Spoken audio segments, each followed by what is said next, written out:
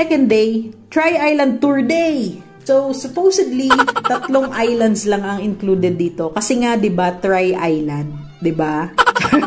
Pero, may pabonus silang Secret Island and Coral Garden Eme. Pero, bago ang lahat, breakfast muna tayo. So, naglakad-lakad na kami sa Tourism Road ng around 5:30 a.m. hoping na may open na for breakfast. Luckily, napadaan kami sa Wonderful Delights. Isang maliit na kainan na nagsaserve ng all-day breakfast. Nag-order lang kami ng daing silog at American breakfast. Sinamahan na din namin ng iced coffee. Masarap at higit sa lahat, affordable yung pagkain nila. O siya, tara na!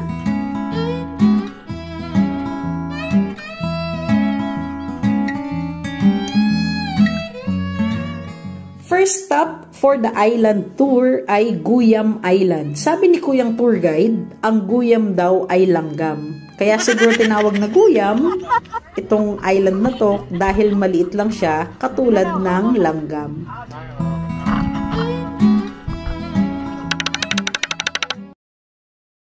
Sinalas ka nandito. Say no more. Say no more.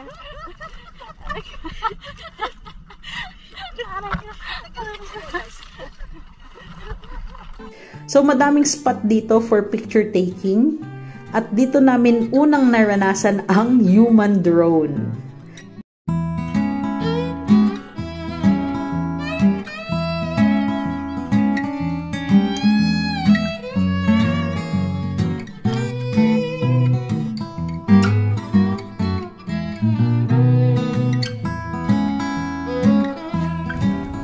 We love Siargao! So, maputi ang buhangin at malinaw ang tubig. Meron ding maliit na kainan sa island na to. Sabi nung iba, masarap daw ang burger dito, pero hindi na namin na-try kasi busog pa kami. But, we tried the Bingo Graham Shake na ayon sa nabasa ko ay masarap daw.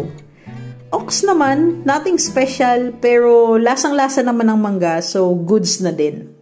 At dito na nagsimula ang pagkatusta ng balat namin.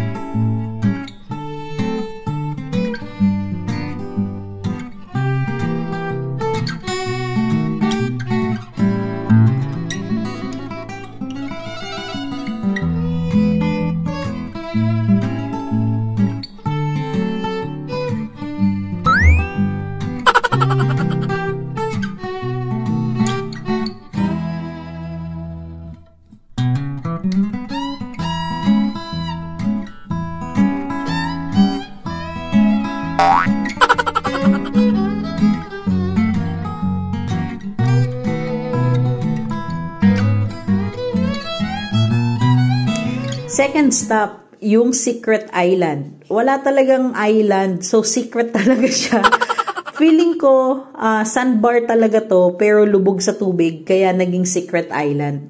Nagpark lang yung bangka namin sa gitna ng dagat, tapos meron lang parang mababaw na parte doon, which is yung feeling kong sandbar. Doon pinapayagan na mag-swimming yung mga tao. And yes, nag-enjoy kami dito. Enjoy na enjoy. Langoy lang ng langoy. Babad sa dagat kahit mainit at mataas na yung araw. Kiber, char. So, third stop namin, Lucky Island. Excited na ako kasi dito daw kami magla-lunch.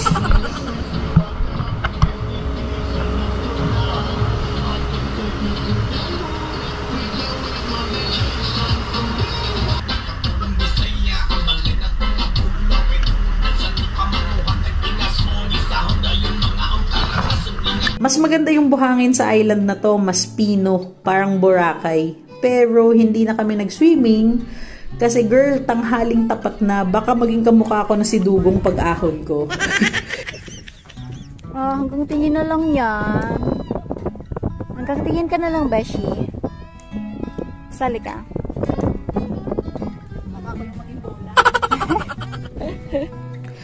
At dumating na yung pagkain na may nakasulat. So, dahil syunga ako, hindi ko nabasa ng maayos yung nakasulat doon sa lamesa. Akala ko, yung nakasulat ay Duel C.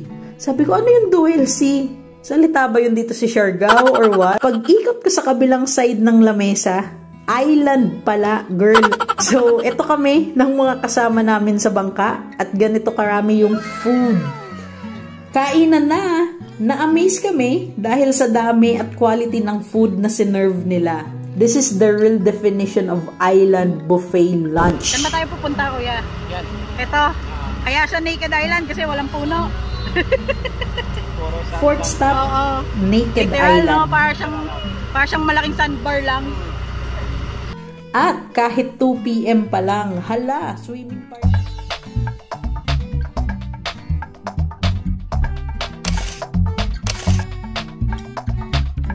So, shout out ko lang yung tour guide namin, si Kuya Mike, na masipag mag-picture sa mga guest niya and nagagalit pag hindi niya napipicturean.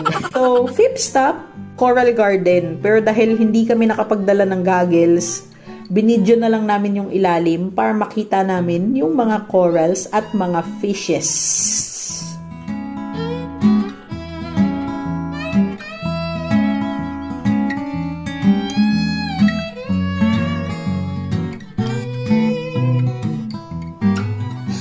We had fun at shout out sa Calls Travel.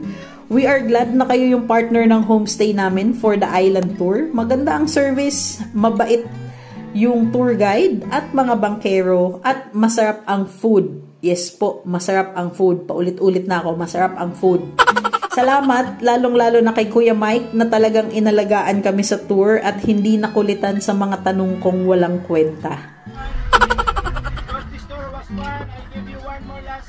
Oh. One more last stop.